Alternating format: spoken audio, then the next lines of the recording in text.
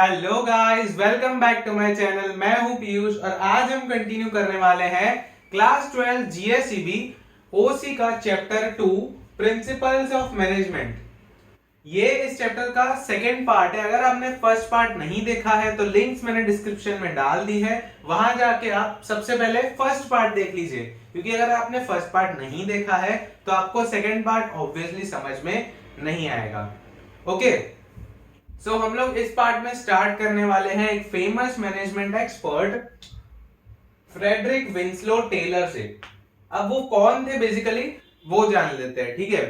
क्योंकि अगर आपको एग्जाम्स में पूछ लिया कि फ्रेडरिक विंस्लो टेलर कौन थे, बेसिकली ये पूछने जैसा क्वेश्चन नहीं है, ओके, लेकिन कभी कभी पूछा जा सकता है। तो एक्चुअली ये टेलर है कौन? तो फ्रेडरिक टेलर जो थे वो अमेरिकन मैकेनिकल इंजीनियर थे और इन्होंने किस में कंट्रीब्यूट किया था? तो उन्होंने क्लासिकल थॉट्स में, जो हमने अभी पीछे थियरी पढ़ी क्लासिकल थियरी, उसमें कंट्रीब्यूट किया था, ठीक है? फिर उसके बाद इन्होंने क्या किया, बहुत सारी अलग अलग कंपनीज में पहले उन्होंने जॉब की, फिर एट लास्ट बेटहेल्म स्टील कंपनी में वो एक मैनेजर बन गए, ओके। फिर उसके बाद क्या हुआ, उन्हें फादर ऑफ साइंटिफिक मैनेजमेंट कहा जाता है। क्यों?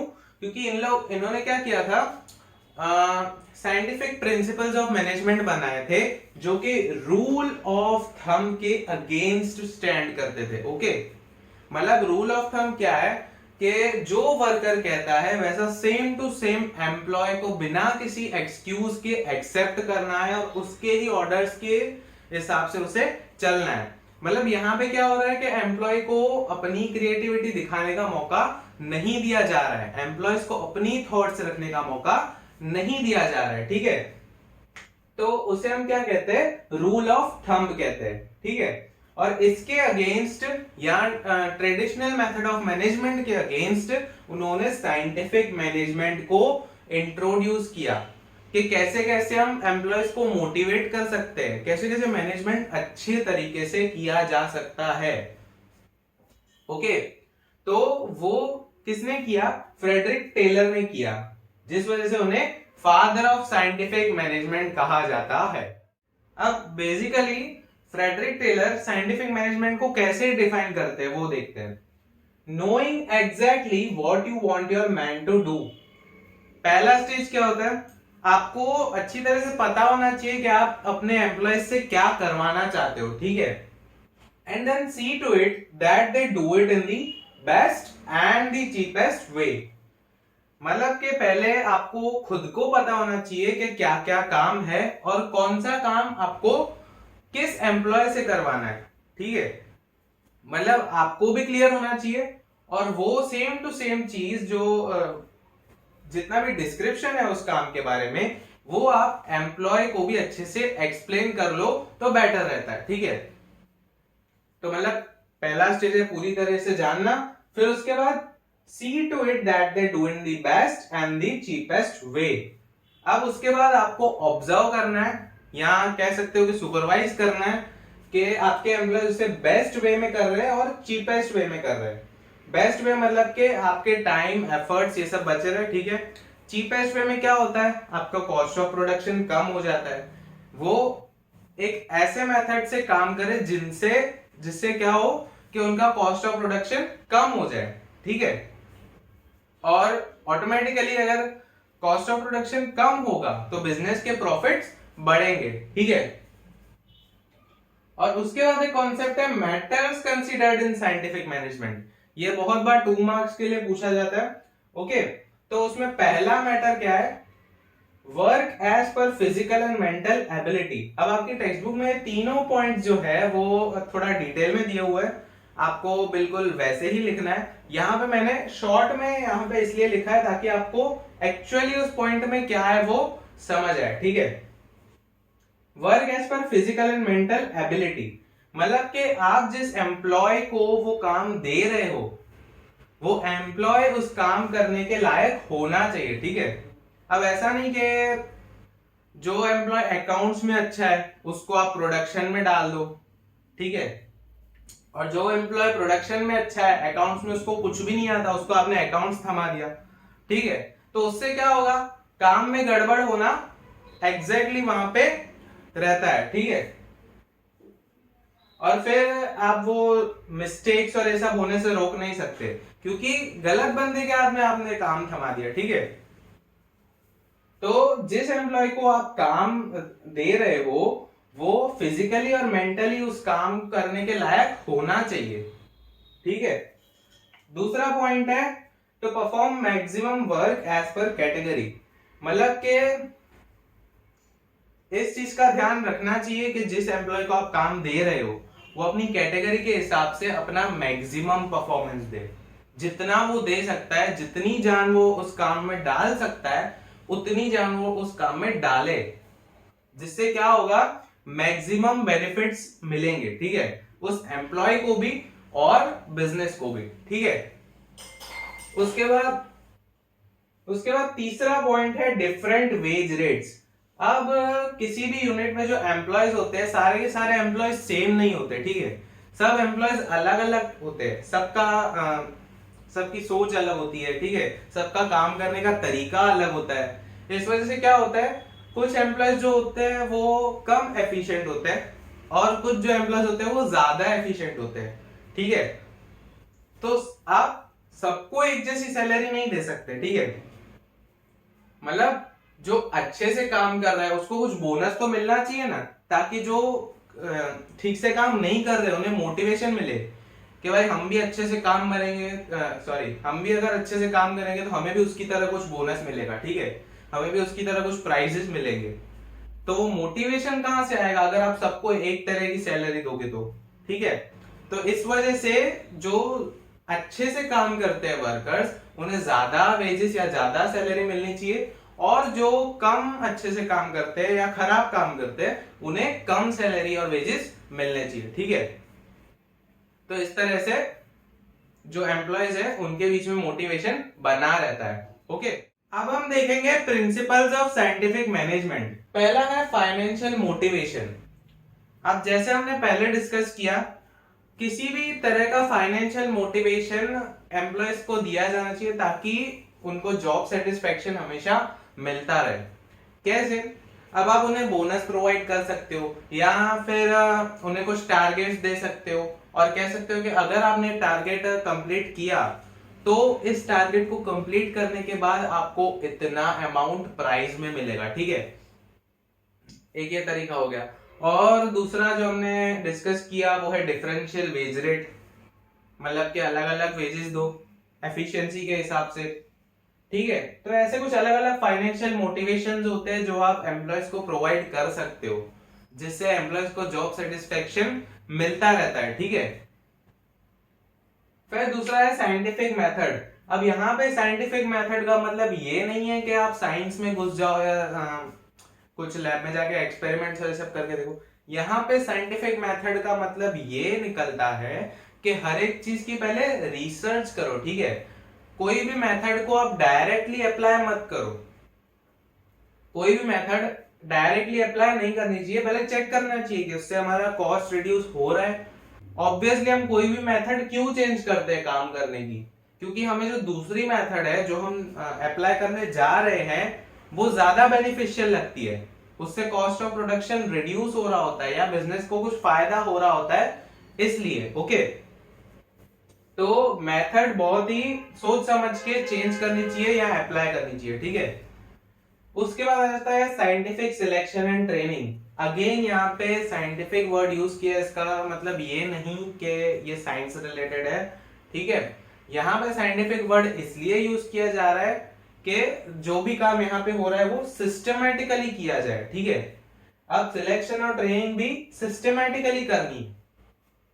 तो सिस्टमैटिकली कैसे, मतलब कि अब जैसे बहुत सारे कैंडिडेट्स होते हैं जो आपने वैकेंट पोस्ट के लिए एडवर्टाइजमेंट डाली है उसके लिए अप्लाई करते हैं, ठीक है। ऐसे बहुत सारे कैंडिडेट्स होते हैं। अब उन कैंडिडेट्स में से आपको कुछ ही कैंडिडेट सिलेक्ट करने हैं, वो भी किस बेसिस पे, क्वालिफिकेशन, स्किल्स, एक्सपीरियंस, ओके। फिर उस कैंडिडेट का इंटरेस्ट कितना है उस काम में और वो बिजनेस को कितने प्रॉफिट्स करवा सकता है, ठीक है, किस हद तक बिजनेस को आगे बढ़ा सकता है, वो सब देखने के बाद किसी भी एम्प्लॉय को सिलेक्ट करना और फिर उसकी मतलब उसे ट्रेन करना, ठीक है। ये सब एक सिस्टमैटिकल ऑर्डर में होना चाहिए, यहां पे ये कहा गया है। फिर उसके बाद स्टैंडर्डाइजेशन। इसमें क्या होता है, कोई भी काम आप कर रहे हो, ठीक है, उसका स्टैंडर्ड या उसकी क्वालिटी आपको मेंटेन करके रखनी है। फिर उसके बाद क्या होता है, job analysis. Basically job analysis में क्या होता है, जो एम्प्लॉय है वो जो काम कर रहा है उसके काम को ऑब्जर्व किया जाता है, और अगर वो उस काम को और अच्छे तरीके से कर सकता है जिससे टाइम भी कम लगे, कॉस्ट ऑफ प्रोडक्शन भी रिड्यूस हो, तो क्या करते हैं कि पहले उसके काम को ऑब्जर्व किया जाता है, फिर उसके बाद उसे गाइडेंस दी जाती है। ओके, पहले उसे एनालाइज किया जाता है, फिर उसके बाद अगर कोई और अच्छा तरीका है उसे करने का तो वो उस एम्प्लॉय को गाइडेंस दी जाती है, ठीक है। तो ये क्या होता है, एक बेस्ट वे होता है कोई भी गोल्स को मिनिमम टाइम में और मिनिमम कॉस्ट में अचीव करने के लिए। ओके, उसके बाद आता है इकोनॉमिकल। आप जो मेथड यूज कर रहे हो, जो भी डिसीजंस ले रहे हो, जो भी कुछ आप कर रहे हो गोल्स अचीव करने के लिए, वो इकोनॉमिकल होना चाहिए। मतलब कि क्या बोलते हैं, एट लास्ट बात वही आती है कि आपको कॉस्ट ऑफ प्रोडक्शन है वो घटाना है, ठीक है, बढ़ाना नहीं है। क्योंकि कॉस्ट ऑफ प्रोडक्शन घटेंगे तो खर्चा घटेगा, उसके बाद बिजनेस उसके प्रॉफिट्स को बढ़ा पाएगा, ठीक है। उसके बाद आता है मेंटल रिवॉल्यूशन। किसके बीच में होना चाहिए, ओनर्स और वर्कर्स के बीच में। मतलब कि ओनर्स और वर्कर्स के बीच में एक बॉन्डिंग बनी हुई होनी चाहिए। ऐसा नहीं होना चाहिए कि ओनर वर्कर से नाराज है या वर्कर को ओनर का कुछ तरीका पसंद नहीं आ रहा है। ओके, अब इसमें क्या होता है कि जो ओनर्स है वो प्लानिंग करते हैं, ठीक है, और जो एम्प्लॉयज है वो इम्प्लीमेंटेशन करते हैं, वो प्लान को पूरी तरह से अप्लाई करते हैं, ठीक है। तो जो अप्लाई कर रहा है ना प्लान को, उसे ज्यादा पता चलता है कि उसमें प्रॉब्लम्स कैसे आ रही है, ठीक है। तो एम्प्लॉयज कितनी बार कुछ सजेशंस देते हैं तो ओनर को बुरा लग जाता है, या ओनर अगर उनके फेवर में काम नहीं करता है तो एम्प्लॉयज को बुरा लग जाता है, ठीक है। तो ये सब बातें क्या होनी चाहिए, आमने सामने बैठ के सॉल्व हो जानी चाहिए, जिससे क्या होता है ओनर्स और वर्कर्स के बीच में एक बहुत अच्छा रिलेशनशिप बना रहता है, और जहां कोऑर्डिनेशन है वहां गोल्स को अचीव करना इजी हो जाता है, ठीक है। फिर उसके बाद 8वां पॉइंट है प्लानिंग एंड इम्प्लीमेंटेशन। अब कितनी बार क्या होता है कि एम्प्लॉयज आपस में प्लान करते हैं कि भाई कौन सा काम कैसे करना है, ठीक है। उसमें कितनी बार उनसे मिस्टेक्स होती है, फिर उनके जो सुपीरियर्स होते हैं वो उन पर चिल्लाते हैं या उन्हें डांटते हैं कि भाई ऐसे काम नहीं करना था, तुम्हें काम करना अच्छे से नहीं आता है। तो ये सब प्रॉब्लम्स नहीं हो, इसलिए क्या होना चाहिए कि सुपीरियर्स को प्लानिंग करनी चाहिए और वो प्लान एम्प्लॉयज को पास करना चाहिए, ताकि वो एम्प्लॉय उस पर इम्प्लीमेंटेशन कर सके, ठीक है। तो प्लानिंग कौन करेगा, सुपीरियर्स करेंगे, एक्सपर्ट्स करेंगे, और इम्प्लीमेंटेशन कौन करेगा, वो वर्कर्स करेंगे, ठीक है। तो ये जो 8 प्रिंसिपल्स ऑफ साइंटिफिक मैनेजमेंट है वो कितनी बार आपको 3 मार्क्स के लिए पूछे जाते हैं, कितनी बार 5 मार्क्स के लिए पूछे जाते हैं। ओके, और अगर आपको ये ऐसे ही याद रह जाते हैं अच्छे से तो बहुत ही अच्छी बात है, नहीं तो मैंने यहाँ पे एक छोटा सा शॉर्ट फॉर्म तो लिख के ही रखा है। ओके, सो गाइस इसके बाद वाला टॉपिक है techniques of principles of scientific management, ठीक है। इसमें 3 चीजें, time study, motion study and differential wage rate study, ठीक है। और ये जो कॉन्सेप्ट है वो हम टेक्स्ट बुक में से पढ़ने वाले हैं। ये जो कॉन्सेप्ट है आपको टेक्स्ट बुक में पेज नंबर 23 पे दिया हुआ है। ओके, और एक बात ध्यान रहे, ये तीनों कॉन्सेप्ट्स जो तीनों इसमें पॉइंट्स दिए हुए हैं वो इंडिविजुअली 2 मार्क्स के लिए पूछे जा सकते हैं, ठीक है। अब पहला है टाइम स्टडी। टाइम स्टडी अगर मैं बेसिकली आपको बताऊं तो किसी भी काम को करने में मिनिमम कितना टाइम लगना चाहिए वो डिसाइड करना, और फिर ऑब्जर्व करना कि वो उस मैक्सिमम टाइम में कंप्लीट हो रहा है या नहीं हो रहा है, ठीक है। Time study means scientific study being done for time required to complete certain part of task. मतलब कि जो टास्क हमें कंप्लीट करना है वो कितने टाइम में कंप्लीट होना चाहिए, उसकी स्टडी को हम कहते हैं time study. Whatever time is decided to finish this work in normal circumstances is called standard time. ये बहुत बार 1 मार्क में पूछा जाता है कि स्टैंडर्ड टाइम किसको बोलते हैं. स्टैंडर्ड टाइम मतलब के नॉर्मल सर्कमस्टेंसेस में. ओके, इसमें हम कोई भी उल्टा सीधा जो हादसा होता है वो हम सपोज नहीं करते. ठीक है, हम ये सपोज करते हैं कि जो भी हो रहा है बिजनेस में वो नॉर्मली हो रहा है. ठीक है, और उन नॉर्मल सर्कमस्टेंसेस में वो काम को खत्म होने में कितना टाइम लगना चाहिए उसको हम क्या कहते हैं, स्टैंडर्ड टाइम कहते हैं. As per Taylor, a task should be finished in prescribed time and its careful time is careful study is time study.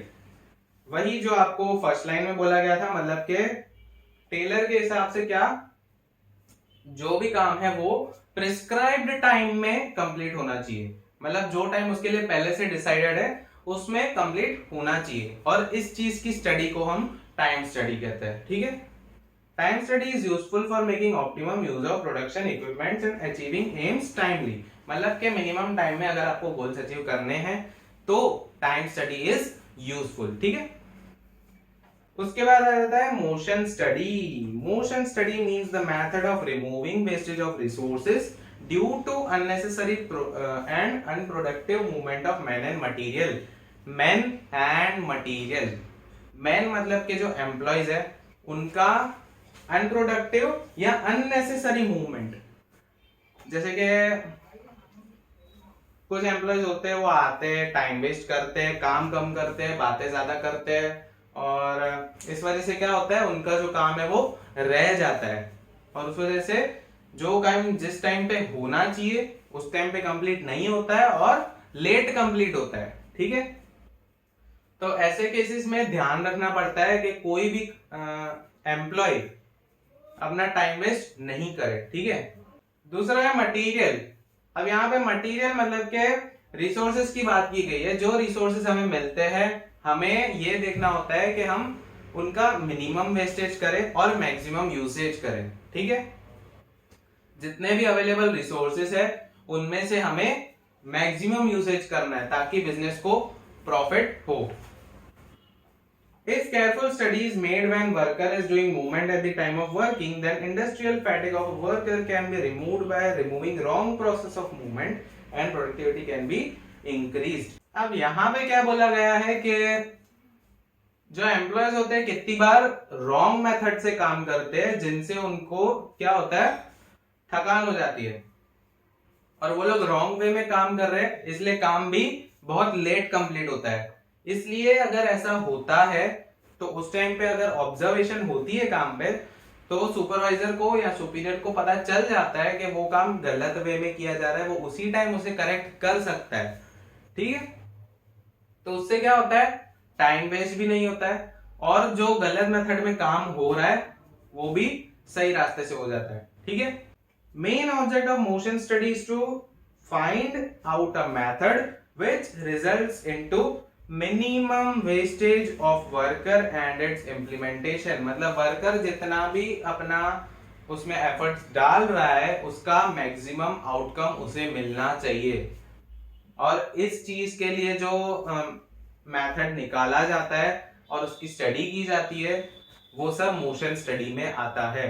ठीक है, फिर डिफरेंशियल वेज रेट स्टडी, ये हम आगे भी पढ़ चुके हैं कि जिस वर्कर को, मतलब जो वर्कर खराब काम कर रहा है या अच्छे से काम नहीं कर रहा है उसे कम सैलरी मिलनी चाहिए, कम वेजेस मिलने चाहिए, और जो अच्छे से काम कर रहा है उसे ज्यादा वेजेस मिलनी चाहिए.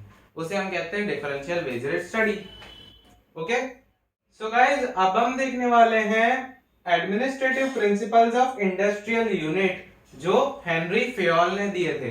किसमें, इंडस्ट्रियल एंड जनरल मैनेजमेंट करके उनकी एक बुक थी जो उन्होंने 1916 में लिखी थी. ओके, तो उसमें उन्होंने ये 6 पार्ट्स में एडमिनिस्ट्रेटिव प्रिंसिपल्स को डिवाइड कर दिया है. पहला है टेक्निकल एक्टिविटीज. टेक्निकल एक्टिविटीज में कौन सी एक्टिविटीज आती है, उसमें वो एक्टिविटीज आती है जो प्रोडक्शन के रिलेटेड होती है. ठीक है, प्रोडक्शन से रिलेटेड जो भी एक्टिविटीज होती है या फैक्ट्री मशीनरीज के रिलेटेड जो भी एक्टिविटीज होती है वो किस में आती है? टेक्निकल एक्टिविटीज में। दूसरा है commercial activities, sales, purchase, sales return, purchase return, ये सब जितनी भी एक्टिविटीज होती है जो कॉमर्स में आती है, मतलब के exchange of goods and services, वो सब किस में आता है? कमर्शियल एक्टिविटीज में। उसके बाद आता है फाइनेंशियल एक्टिविटीज। फाइनेंशियल एक्टिविटीज में क्या इंक्लूड हो जाता है कि बिजनेस को कितना कैपिटल चाहिए, वो कैपिटल उसे कहां से मिलेगा वो डिसाइड करना, फिर वहां से वो कैपिटल बिजनेस में लाना, फिर उस कैपिटल को इन्वेस्ट करके प्रॉफिट कमाना, ठीक है, फिर वो जो प्रॉफिट है उसमें से कितना प्रॉफिट वापस बिजनेस में इन्वेस्ट करना है वो डिसाइड करना। ओके, ये सब चीजें किसमें आती है? फाइनेंशियल एक्टिविटीज में। फिर उसके बाद आता है सेफ्टी एक्टिविटीज। सेफ्टी एक्टिविटीज में हर टाइप की सेफ्टी आ जाती है, जैसे कि एम्प्लॉयज की सेफ्टी आ जाती है, उनकी जॉब सेफ्टी आ जाती है, ठीक है। फिर एसेट्स की सेफ्टी आ जाती है। एसेट्स की सेफ्टी इन द सेंस क्या होता है? जैसे कि इंश्योरेंस ले लिया, ठीक है, तो वो क्या हो गया? एक टाइप की वो एसेट की सेफ्टी हो गई। फिर उसके बाद अकाउंटिंग एक्टिविटीज। अकाउंटिंग एक्टिविटीज में क्या होता है?